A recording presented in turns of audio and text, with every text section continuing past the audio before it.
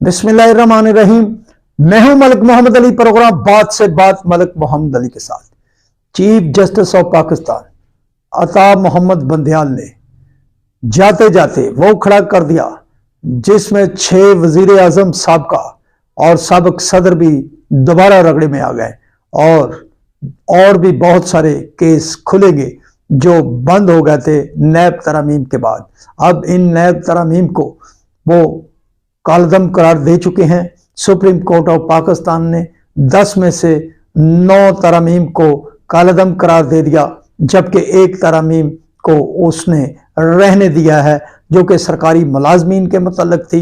अब ये जो फैसला हुआ है, जो सुप्रीम कोर्ट ऑफ पाकिस्तान ने एक बड़ा तारीखसाज फैसला किया है और ये फैसला इमरान खान की रिट पिटीशन पर किया, चूंकि इत्तेहादी हुकूमत ने जब नैब तरामीम की तो इमरान खान जो कि तहरीके अदम एतमाद के बायस हुकूमत से अलग हो गए थे, उन्होंने फरीक बनकर सुप्रीम कोर्ट ऑफ पाकिस्तान में इन नैब तरामीम के खिलाफ पटिशन दायर की थी और इसका फैसला सुप्रीम कोर्ट ऑफ पाकिस्तान के 3 रुकनी बेंच ने सितंबर में कलमबंद कर लिया था और ये फैसला जब महफूज करके रख लिया गया था और कहा गया था मुनासिब वक्त पर इस फैसले को अनाउंस किया जाएगा, तो आज 15 सितंबर को ये फैसला सुना दिया गया।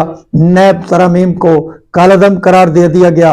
अब इसकी गहराई में जाएं तो इस नैब तरामीम के फैसले के कालदम होने के बाद साबिक सदर आसिफ अली जरदारी, साबिक वजीर आजम पाकिस्तान मियाँ मोहम्मद नवाज शरीफ, मियाँ मोहम्मद शहबाज शरीफ, शाहिद खाकान अब्बासी, राजा परवेज अशरफ, यूसुफ रजा गिलानी और शौकत अजीज के जो केस थे वो दोबारा खुल जाएंगे।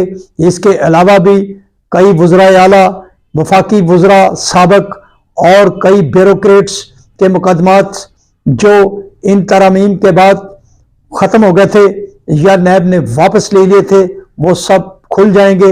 अब ये तरामीम के हवाले से जो रिट पिटीशन इमरान खान ने सुप्रीम कोर्ट में दायर की थी, उस वक्त इमरान खान इक़्तिदार से तो अलग हो चुके थे, लेकिन उनके वहमो गमान में भी ना था कि ऐसा होगा कि जब ये फैसला आएगा तो वो जेल में होंगे।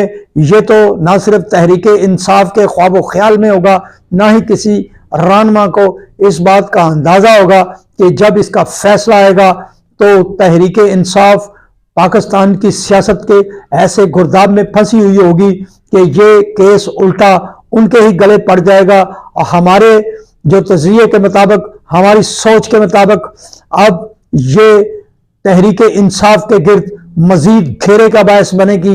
ये जो तरामीम कालदम हुई हैं, इसके मुताबिक मुस्लिम लीग नून, पीपल्स पार्टी और दीगर जो भी थे वो इन नैब तरामीम से पहले अपनी बारी भुगत चुके हैं। नैब का जो कानून परवेज मुशर्रफ ने बनाया था वो साबका हुक्मरान भुगत चुके हैं, कई माह जेलों में बंद रहे हैं। और इस तरामीम के अंदर जो सबसे अहम बात थी कि नई तरामीम जो की गई थी उनमें 90 दिन का जो रिमांड था नैब का, उसको खत्म करके 14 दिन का रिमांड किया गया था, जो कि साबका लोगों ने, साबका सियासतदान जो कि इमरान खान मुखालिफ थे, उन्होंने भुगता।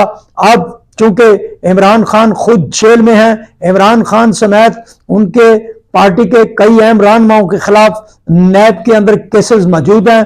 अगर इसकी रिव्यू पिटीशन ना हुई तो फिर ये केस इमरान खान और उनके साथियों पर लागू हो सकता है नैब का, क्योंकि अब अगर किसी की गिरफ्तारी डाल दी गई तो वो 88 दिन के रिमांड पर होगा।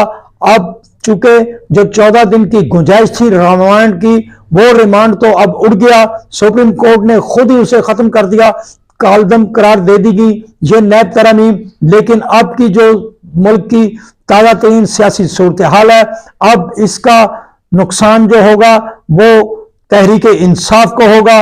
अब अगर चाहिए तो ये कि दीगर सियासी जमातें जो इन नैब केसेस के बायस बहुत सारा वक्त जेलों में गुजार चुकी थी, उन्हें चाहिए कि मुल्क की बका की खातर, अपनी जमहूरियत की खातर, आज आलमी सतह पर जमहूरियत का आलमी दिन है, दिल बड़ा किया जाए। दिल बड़ा करके इन तरामीम के मुतालिक अगर रिपिटिशन दायर होती है तो फिर यह ना देखा जाए कि खुद जो नुकसान उन सियासी जमातों और लोगों का हुआ वो अपने मुखालिफ सियासी जमात के कायदीन पे ऊपर वो नुकसान होने दें। हक तो यह बनता है कि सब्र का मुजाहरा किया जाए। सब्र का मुजाहरा करते हुए इसकी जो रिपिटिशन होगी उसके बाद जो तरामीम होंगी उनके मुतालिक कोर्ट क्या फैसला करती है वो कोर्ट पर छोड़ देना चाहिए। लेकिन इस बात को जहन से निकाल देना चाहिए कि अगर किसी ने इंतकाम लिया था या इंतकाम की सोच थी तो उसको दरगुजर किया जाए।